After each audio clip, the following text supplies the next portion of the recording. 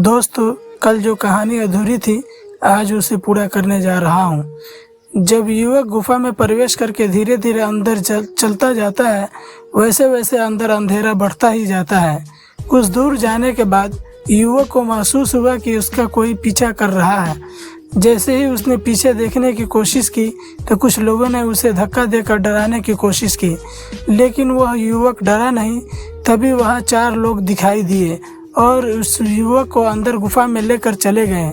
वहाँ का नज़ारा देखकर युवक काफ़ी खुश हुआ, क्योंकि वहाँ पर सारे संसार की सुख सुविधा उपलब्ध थी। तब गुफा में रहने वाले लोगों ने युवक को बताया कि हम भी गांव वालों की बातें सुनकर इस गुफा में सच का पता लगाने के लिए आए और इतनी सारी सुविधा देखकर यहीं रह गए। और वह युवक भी इस गुफा में इतनी सुख सुविधा देखकर वहीं पर रह गया और वापस लौटकर गांव वालों के पास नहीं गया। तब गांव वालों ने समझ लिया कि युवक को भी यह मौत का गुफा निगल गया और गांव वालों का वहम और भी पक्का हो गया कि जो भी इस गुफा में जाता है वह वापस लौट कर नहीं आता है। अगर हम इस कहानी को अपने जीवन में देखते तो ज़्यादातर कोई भी नया काम शुरू करने पर लोग हमें तरह तरह से डराते हैं कि ऐसा करोगे तो ऐसा होगा, वैसा होगा, तुम फेल हो जाओगे। हम इस काम को पहले भी कर चुके हैं। जैसे अगर हम कोई बिजनेस स्टार्ट करें या कोई अपनी आइडिया पर डिस्कस करें तो लोग हमें डराते हैं कि यह काम तुमसे नहीं हो पाएगा, ये केवल पैसे वाले और बड़े लोग ही कर सकते हैं। लोग की ये सब बातें सुनकर हम में ज़्यादा लोग डर कर बाकी गांव वालों की तरह अपने काम, अपने आइडिया को छोड़ देते हैं और अपनी ज़िंदगी जैसी चल रही है वैसे चलने देते हैं। या इस युवक की तरह डर से जीत जाते हैं और इस काम को कर लेते हैं। फैसला हमेशा खुद ही लेना चाहिए। दोस्तों, अगर आप पर भरोसा है कि तुम इस काम को कर सकते हो तो लोगों की मत सुनिए, सिर्फ अपने दिल की आवाज़ सुनो। आप ज़रूर सफल होंगे, आपका आइडिया ज़रूर सफल होगा और आपके सपने भी अवश्य पूरे होंगे। असफलता के सभी रास्ते ही बंद कर दीजिए। दोस्तों, आप अक्सर देखे होंगे कि जब इंसान कोई काम करता है तो इस काम के अलावा उस व्यक्ति के पास कोई और दूसरा ऑप्शन नहीं होता है। तब वो इंसान ज़रूर सफल हो जाता है, क्योंकि वह जानता है कि इसके पास और कोई दूसरा चारा नहीं है। दोस्तों, ये स्टोरी कुछ ऐसी ही है। एक समय की बात है, एक शिवपुर नाम का एक राज्य था जो बहुत ही सुख सुविधा से भरा हुआ था। उस राज्य में चारों तरफ खुशियाँ ही खुशियाँ थी। वहाँ के राजा भी बहुत शांत मिजाज और दयालु थे। वह अपने प्रजा की बहुत ध्यान रखते थे। एक दिन राजा को गुप्तचरों से एक जानकारी मिली कि उनके पड़ोसी राज्य उन पर हमला करने वाले हैं।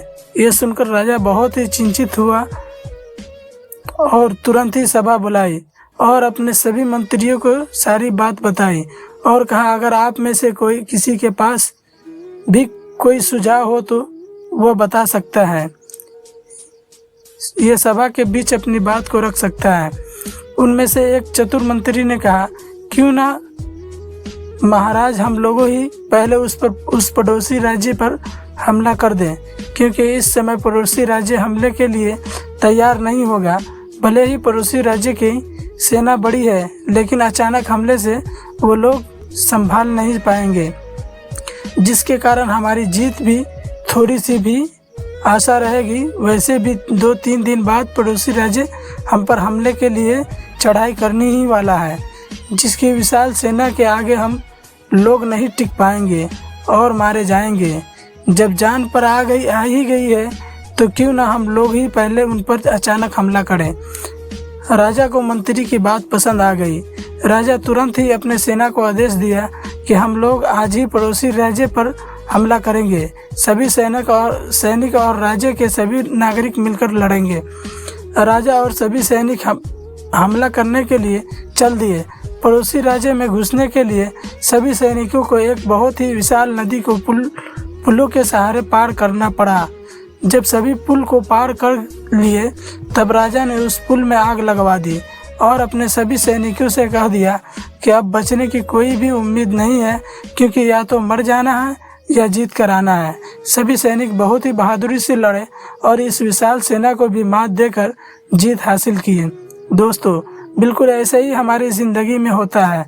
जब हमारे पास दूसरा कोई चारा ऑप्शन नहीं होता है तो हम लोग भी बहुत ही जी जान से अपने उस काम को करते हैं जो निश्चित रूप से सफल भी हो जाते हैं।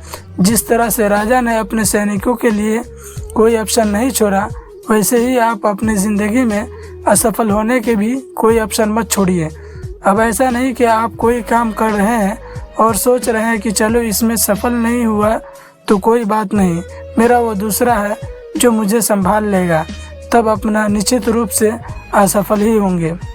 दोस्तों, हम उम्मीद करते हैं मोटिवेशन स्टोरी आपको ज़रूर पसंद आई होगी। यदि आपको पसंद आई है तो प्लीज़ लाइक ज़रूर करें। आपके एक लाइक से हमें भी मोटिवेशन मिलती है और दोस्तों के साथ शेयर करना न भूलें।